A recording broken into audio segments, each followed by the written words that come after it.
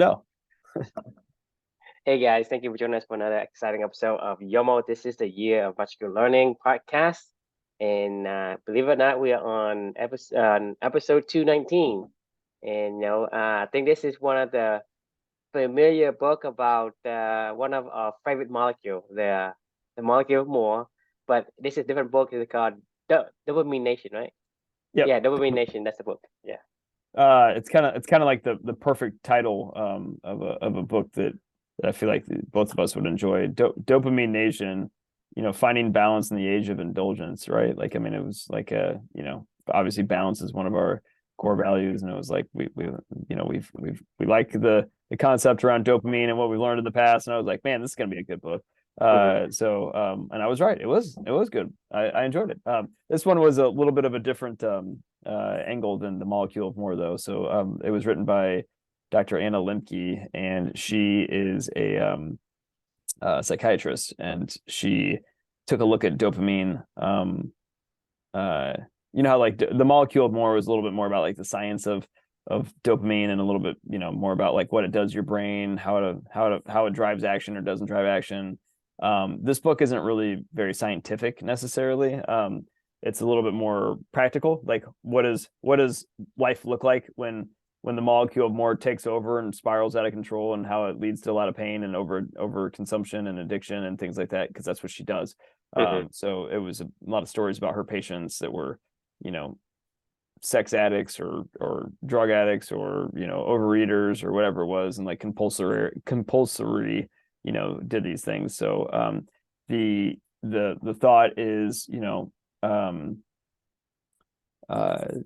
how to find balance. Like, we're inundated with like she says right here, it's like a modern day hypodermic needle delivering 24/7 digital dopamine for a wired generation. And there's a whole lot of options to be addicted to bad stuff, right, in this world. And this was an interesting take on it. So my reflection title for this one is "Make Your Addictions Matter." This is what this book made me think about. So my whole life personally, I've always, I think I've told you this before, but like I've always told myself, like, as an identity, I have an addictive personality. And if somebody asked me to describe myself, I would have said, yeah, I think I do have an addictive personality. There's been at various times in my life, I mean, I'm not ashamed to say that I've been addicted to a lot of things, good and bad. I've been addicted to just to sports and achievement. I've been addicted to school and achievement in school. I've been addicted to tobacco, whether it be smokeless tobacco or cigarettes. I've been addicted to video games when I was a little kid, playing with my friends all the time. My phone, I'm addicted to it. I'm addicted to ESPN. I used to watch it on a loop, like literally for like, I don't even know. I don't even think the channel ever changed. Like, it was that was all I watched was ESPN, growing up as a kid. Or I've been addicted to gambling before in my life, where I didn't like how I felt, and I stopped. I've been addicted to, oh, I probably still am addicted to chips. Like, I just fucking love eating potato chips and tortilla chips. It's like my passion, my snack time passion. And anyway, I used to always say, like, my whole life, like, I have an addictive personality. Like, when I even joke with my wife constantly about I'll never divorce her, because like I mean, when I like something, I just stick with it. I mean, like I've had the same towel. I've had the same fucking towel. No joke. How long? Take a guess how long I've had the same towel.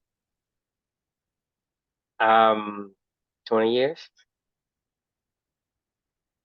I got it going into my freshman year of college. So I would have been 18. Yeah, it'd be 20 years. I'm 38 years old. Yeah, I've had the same towel for 20 years. And no joke. And I only probably, I don't want to creep you out, but I probably only wash it like once a month, because I just kind of like the feel of it, I'm cool with that. Like, it's not a big deal to me at all. Like, I just don't care. Like, when I like something, I like it. Like, and I mean, I don't know if that's crazy, if I have an addictive personality or what, but like this is how my brain works, and this is how my actions reflect that a lot of times.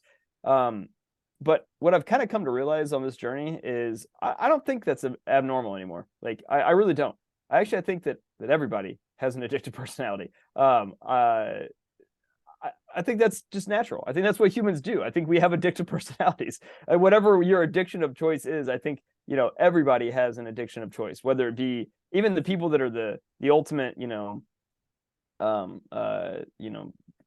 selfless people. They're addicted to giving. You know what I mean? They're addicted to like I mean, whatever you want to say.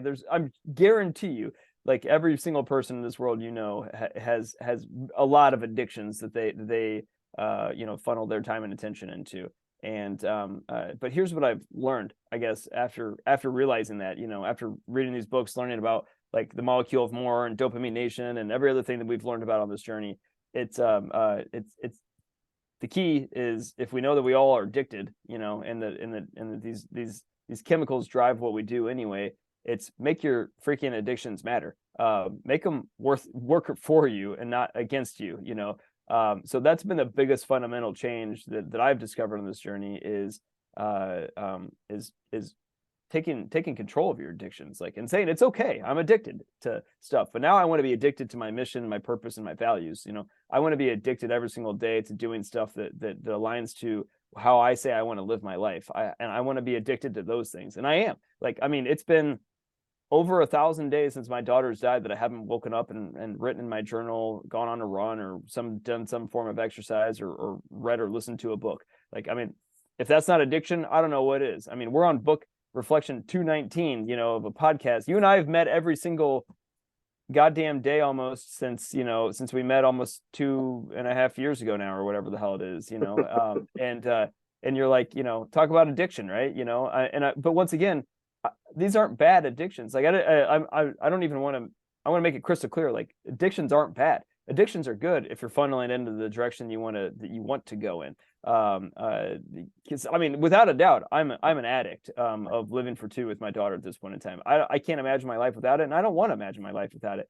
The only difference is, at this point in time, it's not some helter skelter, you know, crazy, like, just doesn't make any sense, rhyme or reason. You know, I'm playing tennis, or I'm playing video games, or I'm, you know, gambling, or I'm eating potato chips, or I'm, you know, trying to, you know, achieve in my job or my career or whatever it is. Like, but all those didn't have a really rhyme or reason. Like, everything that I do now, or not everything, I would say the large bulk of the majority of what I do today, during my day-to-day given time frame, is geared toward my addictions, that I want to steer them in that direction. So, like, that was kind of what I learned from this book is, it's okay to be addicted, but just make your addictions matter, you know. And yeah, don't fight nature, just embrace it, right? So question that I had for everybody is you know, what are you addicted to, and do those addictions align to the life you want to live? I mean, it's hard to argue with that, because like when you're going through these reflection, and the only thing that thinks like comes to my mind is, say, if you're not addicted to something, you're not human. Yeah, I agree. Like, I don't know how you can not be. I mean, we are addicted to something or another, regardless what it is. Like, you know, you can say, hey, you know, I'm this bad person, I'm addicted to drugs, alcohol. But there's the people who are addicted to, like, you know, bodybuilding, or Yeah, health fitness, or like Alex go. Honnold climbing free soloing El Capitan, you know, like, talk about addiction. The dude lives in a van in Yosemite National Park and has, I mean, dude's addicted. But that's the thing, is that's part of our human nature. It's Yeah, our DNA. We have to be addicted to something. If you are not addicted to something, I don't think you're even alive.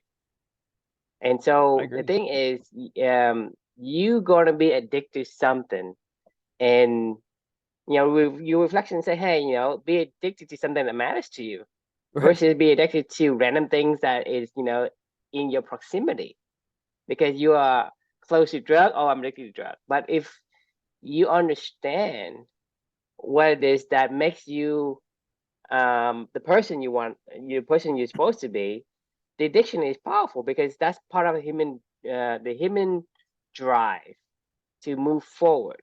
Right. That's the addiction. That's the dopamine in essence, right? We're talking about the molecule, more the science behind the molecules. This is more like, you know, the effect of what the dopamine does to you. But like I say, you know, you going through this thing and say, well, if you're not addicted to something, aren't you even living? Right. Right. I Right? mean, That's yeah. the thing is, I don't think, and I agree with you. And you said this, if if you're not addicted to something, you're not even human. This is part of who we are. Everybody's addicted to something, one thing or another, and sometimes it A lot changes. of things. I mean, they're addicted to a lot of things. I mean, like there's like I mean, you could even say you're addicted to probably brushing your teeth every morning. Like, like what would you Mhm. do if you didn't brush your teeth? I mean, You there's so feel many. bad. You feel awful. Yeah, You feel like, hey, it's like, I just don't feel healthy in a right. way. And so that's the thing is, it's part of who we are. And like you say, it's a good thing. It's not a It bad can thing. be. It can be. Like, but society, like Being when you hear the word having addiction, addiction is good, but addiction to the wrong thing, it's bad. But exactly. addiction in general is good. It's just that you addict to something that counteracts who you are as a person, Right.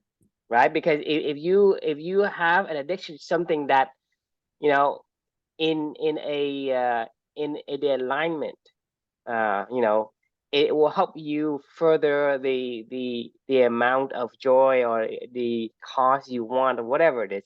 It's gonna align to it. If you addict to something bad, and it's gonna take away. And so when you are addicted to something that takes away, well, you have less time of it. If you're addicted to alcohol, then yeah, it's counteracting your health, Right. and then you're gonna have less time doing the addiction or whatever Right. whatever it is, right? Is An addiction is a human drive. It is part of who we are. And as long as we have that, we are living. Whether we, some people suffer from pain because, but they still would rather be addicted to something than not be addicted to something. Because, like, like I said, Yeah. if you are not addicted to something, for one, you're not human or you're not alive. Yeah. I mean, Be- even if Because you are alive, then you have you're not human. the Because, most boring life ever, probably. There's nothing that excites you. Like, I but mean, like, that's what I'm saying is, have you ever seen a person that lived long that has no drive? no, of course not. That's your icky guy. Exactly. That's what we're talking Exactly. about. This is what I'm saying is, you can't be alive and you cannot be human, because that is one of the fundamental gene that a human possess, that makes human who we are as a species. If you don't have it, right, you're not human.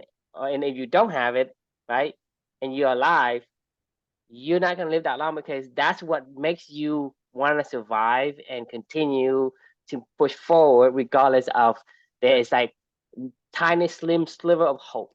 People still drive towards it, because then if you say, hey, if it's like less than 90%, chance of success, right, no one will continue, because, hey, there's 10% I might not make it, whatever.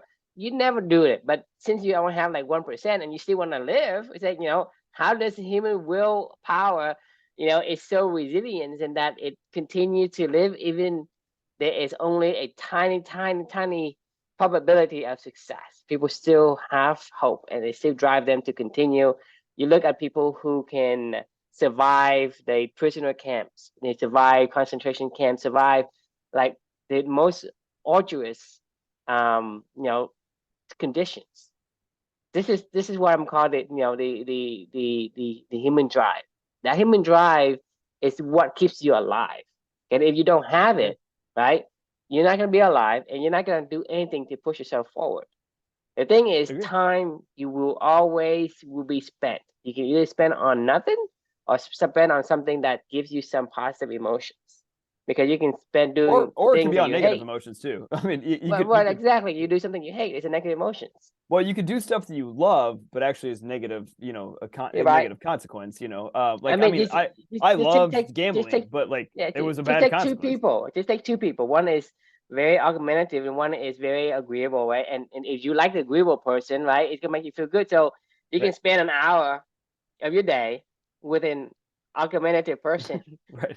or with a, I mean, the hour gonna be spent regardless. So Right. addiction is gonna be an addicted to something regardless. So you gotta pick the right kind of addiction that, adds into your, to who you are, to your core being, versus taking away. Okay, when it takes away, basically it's negates a lot of the, a lot of who you are and a lot of who we want Yeah. to be. So you have less of, just like, saying, I'm a beaver, and I would like to spend 90% of all my entire life in a water environment, in a river where I can build my dam.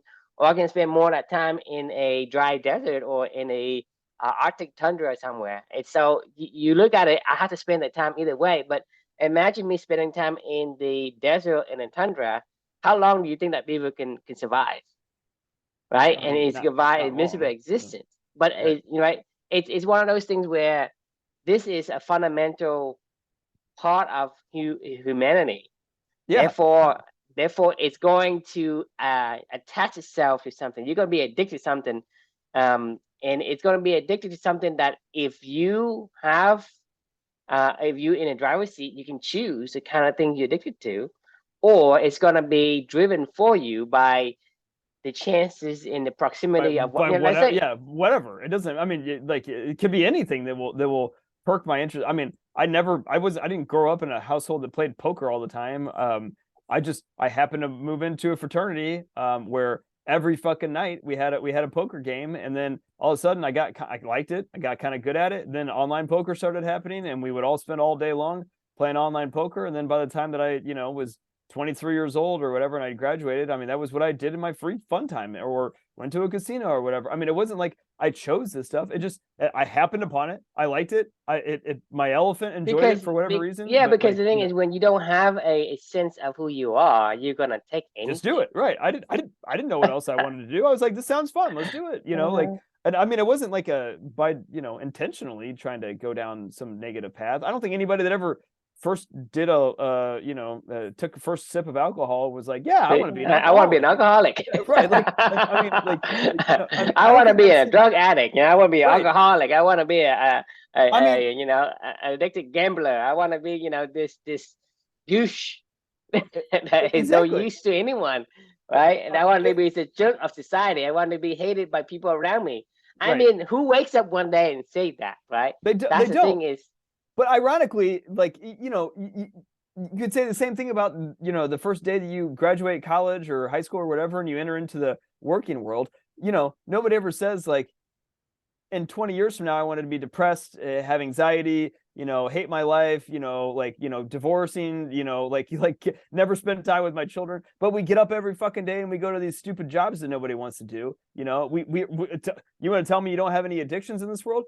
When was the last time you missed work? When was the last time? you're addicted to a paycheck.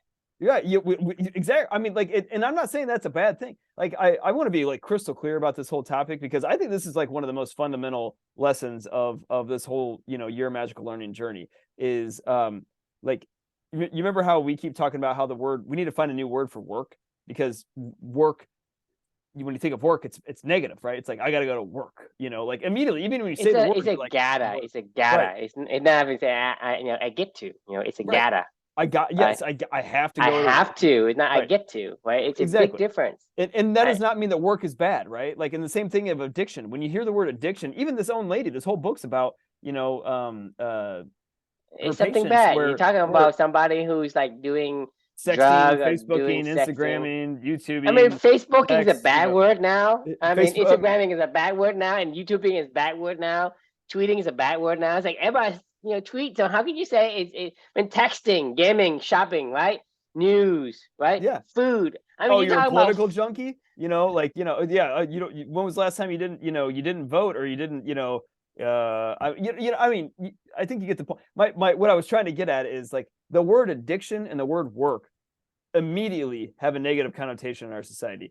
I mean, I think we both agree, like, if addiction and work are not bad things. If anything, like, that's why we're meaningful work and meaningful relationships is what we're trying to do. But also, addiction isn't a bad thing. If you're addicted to meaningful work and meaningful relationships, I predict you will have a fucking amazing life. Like that word immediately, when you say the word addiction, I guarantee you 99% of people in this, and at least in our Western world, will go, oh, person's got problems.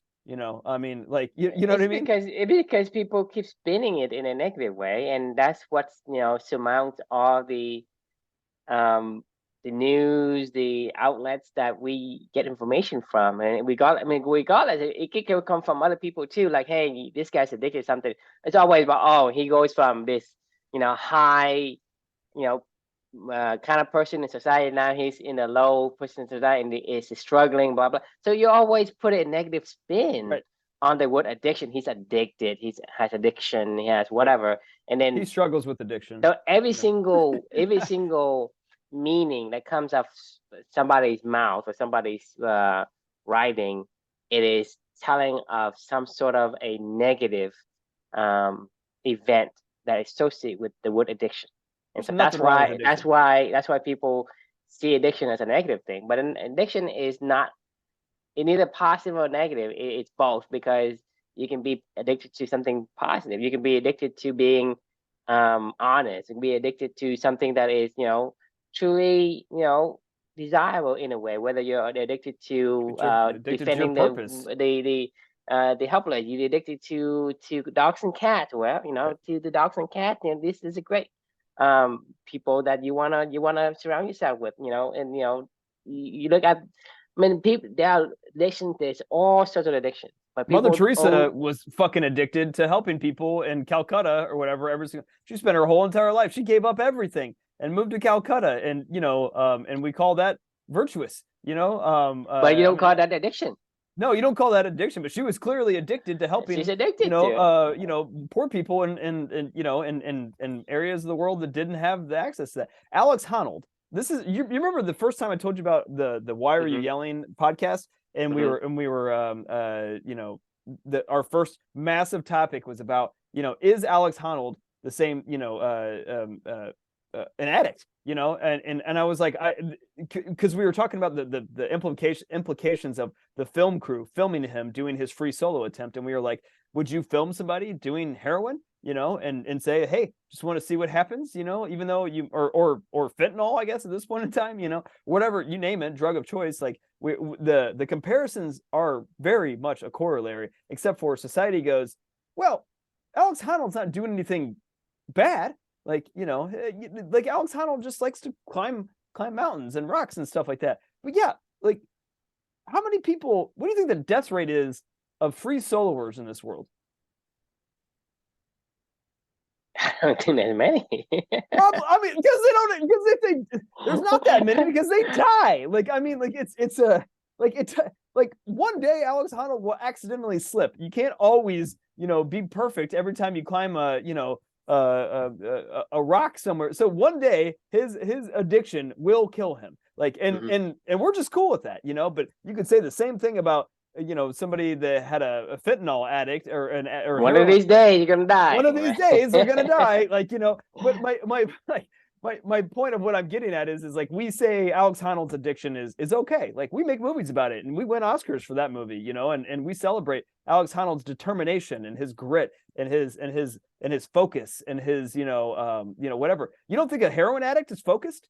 Like, you know how much work they'll do anything. They would do anything. For, like, I mean, shit. Like, I mean, it's no different. It's the same side of the same equation. It's just, what are you doing? Are they the right activities that align to your life and what you care about? That's really all that matters at the end of the day. Like, because if it doesn't, then they're both wrong, like, in my opinion.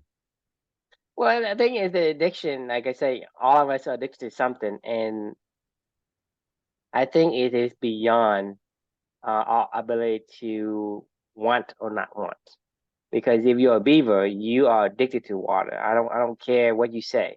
And damming. You're addicted to water, and for whatever reason, you feel compelled to build dams and swim in the water, and then you do it again and again and again. Right. That's your instinct, right?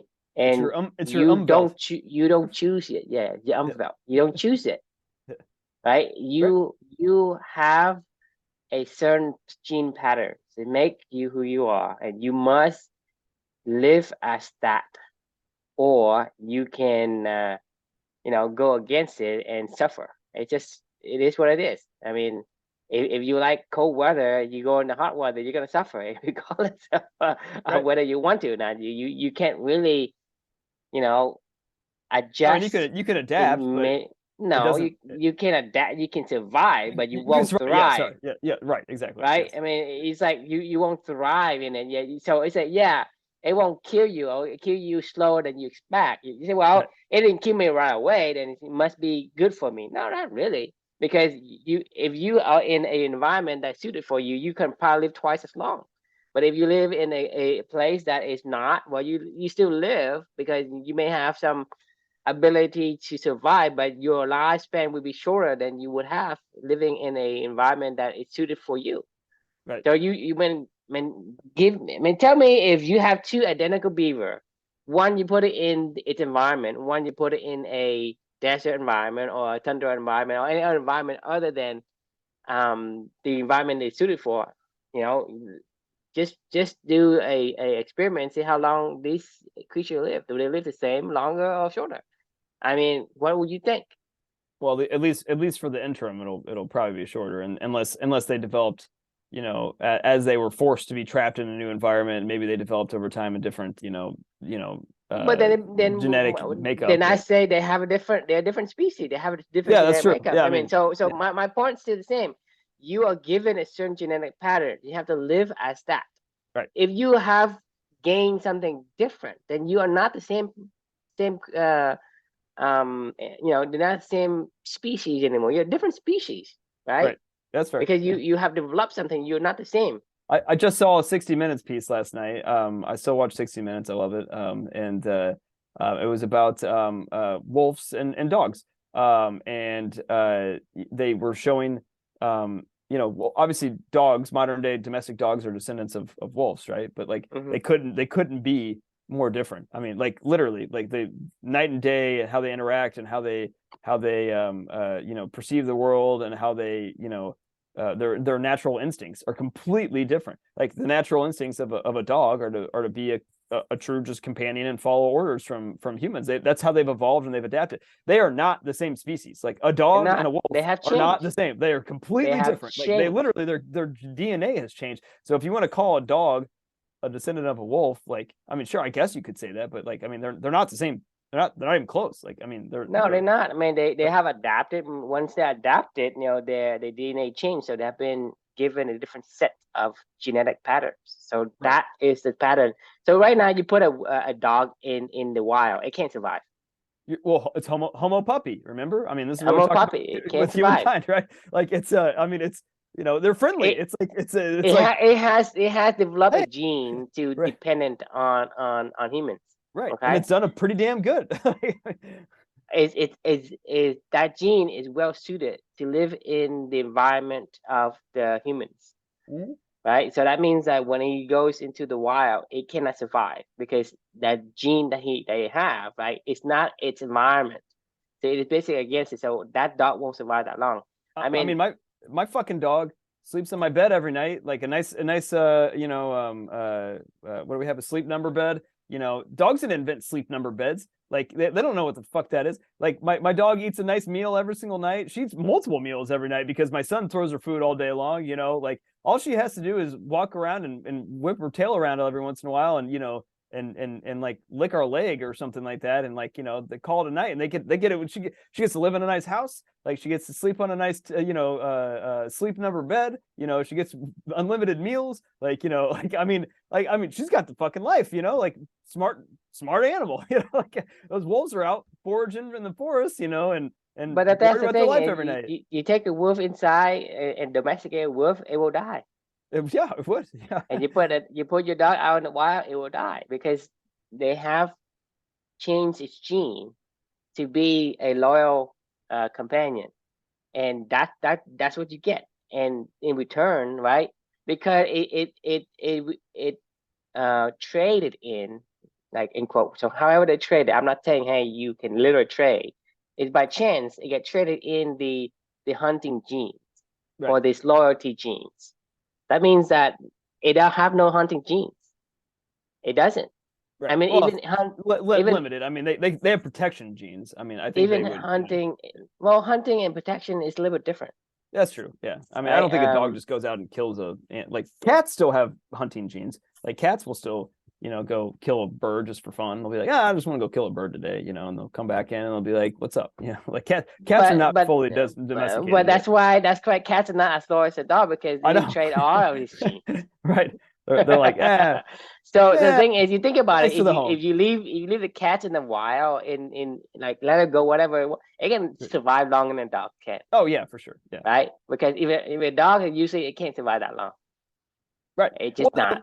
Ironically, if you ask people what's better, cats or dogs, I bet at least 8 out of 10 people probably say dogs because they're friendly. Like cats aren't friendly. Like I mean, cats are little assholes. I mean, like and Right, because you think about it, dogs are in a way they are perfected by Mother Nature to live in man's environment, the yeah, man-created environment. Cats aren't. exactly.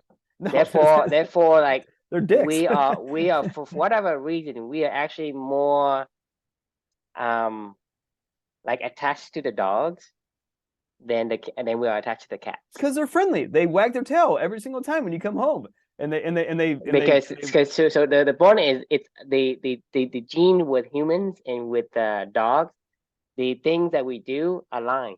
right, This is what I'm called aligning. When you yeah, align something, right, it furthers that connections. Meaning for sure. dogs are going to have they're gonna like humans more, and humans gonna like dogs more than cats, just because the genes align. Okay, we want what the dogs gives us, and dog wants what we give them, Right. And right? cats, So those we're like two frenemies align. with cats. And cats like, Yeah. hey, you're kind of cool, you're kind of Yeah. cute, but sometimes you're a little bit, too arrogant, too, you know, um, cold in a way. So, forget you, whatever.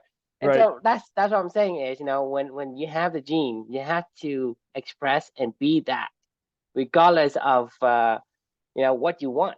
You can Yeah. say, hey, I'm a dog, I want to be a wolf. Well, you can't be a wolf. Don't be, You don't, can't. yeah. It's a bad idea, man. I promise you Eh, that one, It's your dog, yeah. Just do that puppy face. It's the best thing you can do. Don't go there saying, Right. "Oh, I'm a wolf." I'll show you my power. I'll show me hunting skills. Nobody cares because in this environment, you can show puppy face. Everybody say, "Oh, here's a little snacks." This, and I mean, everybody's gonna pet you and gonna feed Right. you. It's gonna scratch you. It's gonna, you know. But if you're like show your teeth, right? No one's gonna give you any food. No one's gonna pet you. No one's gonna no one, Right. I mean, if people are gonna kick you, I mean, you show Put your you teeth. outside, and keep you, you don't get your sleep number bed, Exactly. So you think about it, it's all about the gene, and you have to be the species that the yeah. gene gives. You have to be that to It's a get it. reciprocal. I mean, honestly, it's like no, it's not much different than the who domesticated who with like the corn and the agricultural revolution, right? Like you might say that like yeah, we control the production. Well, no, we don't. I mean, there's way more corn stalks in this world than there are probably humans, and and it doesn't even exist without humanity. Literally, corn doesn't exist in the wild. We created it, and we've championed it, and we like it's a big thing, Anyway, we're a little off topic, but like it always goes back to the beaver must dam, kind of analogy that we always use, which is like if you got to be addicted to something, like animals just know what they're addicted to. Like the good thing about us is we can kind of choose what we want to be addicted to. That's a double-edged sword in my opinion. Like Right. I mean, that's I the like a thing dog is, choose. I mean, it's everything is always a double edge. So that's what I always say. Because Right. let's say when you have information, well, it's too much information. Which one is correct? That's true. Right? I mean, So as a human, a dog's is easy. It has only a few things you're gonna be good at, and it just does it. well, that we know Us, of, to be fair. I mean, us. yeah. Well, I mean, to give it From of what a relative we see. perspective, right? Look at the option for human. Look at the option for dogs, right? Yes, I'm saying it probably more than two or three, but I'm giving you more of Yeah, I know what you're saying. the gist of it, right? I'm just giving I a mean, two or caveat three there. versus 100, or it could be, Right. 100 versus a couple thousand, a million. You think what kind of genetic combinations that human can possess? I think a lot. I mean, more than trillions Right. of combinations. And Right. so for us, because we have a vast range of genetic that we can have the ability to influence, and we have the ability to be a programmer as well as a computer, right? That give us a lot of range, a lot of options. Hmm. Because of that, option can be paralyzing because they have so much. Or it can be not paralyzed and you just do it automatically. Like I mean, it could be the Because opposite. Like I mean, the thing is, this is very fundamental. Because, like I said, in the advent of Amazon. Amazon was great because you go on there and you search for a mouse or whatever. They give you one best option. Okay, I choose it. Easy.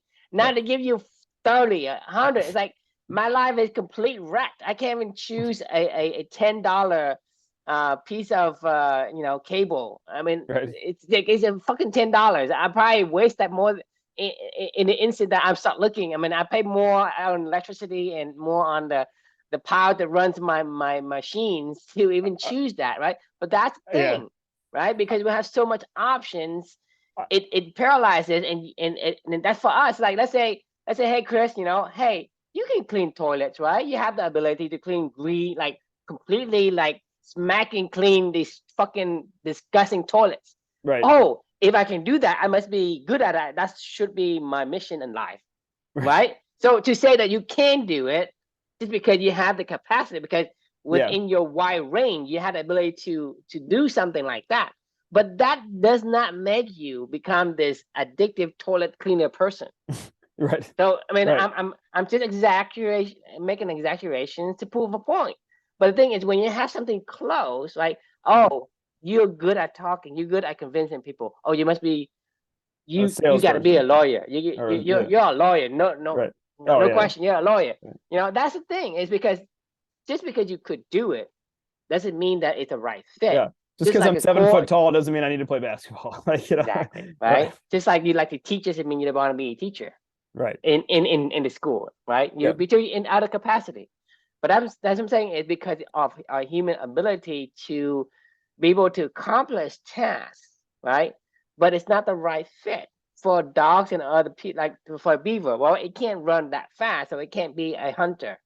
Just can't. It can't now Right. has wings, it can't fly. So the choices are limited. So it's easy for it to follow its instinct for us because our instinct, well, our advantage is also our disadvantage. Our Right. advantage is range. We have a lot of range, Yep. right? That means like for you, like Means more I mean, options. I don't like to sell, but can I sell? I probably can sell, right? I don't like to Right. write, but can I write? Yeah, I can write. But that doesn't mean I want to be a writer. Right. You know what I'm saying? Sure. Yeah. Yeah. And so that's the thing is it's a double-edged sword. Your strength is also your weakness, Right.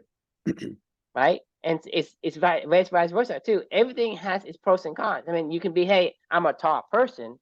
That doesn't mean that I'm better than a short person or inferior to a short person, and vice versa, Right. right? Because when you're tall, right, I say, well, you have hard time fitting into smaller spaces, or you're gonna have to buy clothes that's bigger, that's more fabric, you have to pay more. It's more Right. expensive. Yeah, And that's you're true. tall, yes, I can reach high places. So there's always pros and cons in every single thing. It's always your strength or could be your weakness, but you You have to know, find the right fitting. I don't actually think you pay more money if you're 6'8". I don't know that your shirts are more expensive than the same shirt for somebody that's 5'5". Like, what the fuck? That's kind of weird. I'm just No, no, no. making, I'm just exaggeration to make an example when that's No, what I no. can I talk about. agree. But I'm saying, why is it essentially not you more think expensive? about it, if I'm buy the fabric by the yard, right? Right.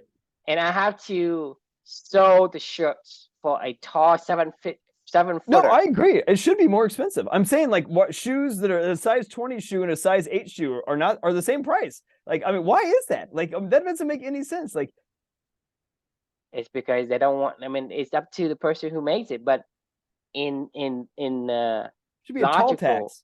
in a logical in a logical perspective, if I buy like a 3 by 3, meters of whatever, there's only so much shirts or pants I can make out of that sheet Oh of no, fabric, right? what you're saying makes a ton of sense. I'm baffled as to how that's not reality because like kids' clothes are cheaper than Because adults' it's clothes. all about psychology. Because baby clothes are actually more expensive than adult clothes. Oh, you mean like Because on a per thread count, like level? Is that so right? no, adult, like my shirt here, like it's probably like $10, Right. right? A baby shirt is $30. $30. What baby shirts are you buying? Those are the baby shirts that you normally. I mean, they're not cheap. What? I mean, I Yeah, they're guess I not. don't ever buy them. My wife is the one that always buys them, but I hope But to God she's not spending baby $30 clothes are in a expensive. Baby clothes are Jesus. expensive. I don't know about you, but I mean maybe you're too rich you to notice it. But I, I don't know. Baby clothes are I've never expensive. bought them. I I mean, my mean, wife your does. shirts, So like shirt that we wear, is like cost $5, right? T-shirt right. cost $5. For kid shirt, I mean, expensive, $22, $30, and Interesting. they're tiny. And so Interesting. baby clothes is actually more expensive. I have 4 kids, so I'm Right. complaining. Fair. Fair enough. All right, we're off topic. Um, I did want to like say one thing you said earlier about more choice, the harder it is, the more paralyzing it can be potentially. You just, as soon as you said that, it made me think about like TV and Netflix. Like I remember when I was younger, I used to go to Blockbuster, um like on a Friday night with like a date or something like that, and we'd pick up like 4 movies for the weekend or something, like, and we would watch them, like, and then we would take them back. Like, I haven't seen even a movie. I have Netflix, I have Disney Plus, I have Amazon Prime Video, I have HBO, I have uh Hulu. We have Hulu. We have all these platforms, and I don't ever fucking watch a movie ever. Like, I mean, like ever. Like, I mean, like, and honestly, because there's so many options. Like, I get like paralyzed going. I don't even know what. I don't know. I don't even know what even platform to even start on to go look for a movie these days. Like, it's maybe anti-movie. It's like sometimes too much choice is awful. Like, I mean, because you're like, I don't want to do anything. Like, I think that's a really No, good point. it's always, not sometimes, always. Right, Choices right, makes it hard right. because we are wired. Okay, we are wired to want to pick the best. Like I was asking before, I ain't gonna ask you to be my coach in tennis serve. Right, right. It's I a good said, point. hey Chris, show me the forehand because I know your best forehand. Right. We want the best of the choices. Even though you Sure. don't have to be the best among the world, as long as inside of the group we want to choose the best.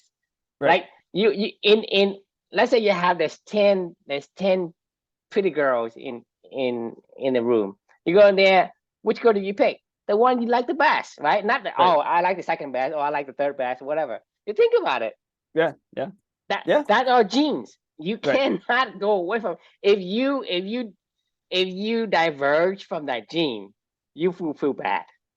That's true. Or you just get You, confused. You're like, you you just you get feel lost. You're lost. I you mean, feel remorse, buyer's remorse or whatever, right. right? It's like, shit, I should have got the other one. I mean, my wife does this all the time. Okay, this is something. I mean, I think that's her. I mean, it's just who she is, right?